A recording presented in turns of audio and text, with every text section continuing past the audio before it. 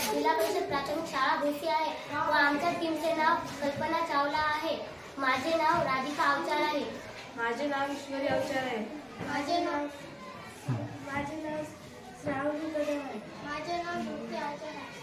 आम्हाला समाजात राहताना एक समस्या आढळली व तेथे घाण कचरा असल्याने विद्यार्थ्यांना माणसांना हात लावा वाटत नाही, म्हणून आम्ही त्याच्यावर उपयोग केला, पर्याय निवडला। म्हणून आम्ही ते कचरा वेचायचे एक यंत्र केलं, ते दाखवत आहे।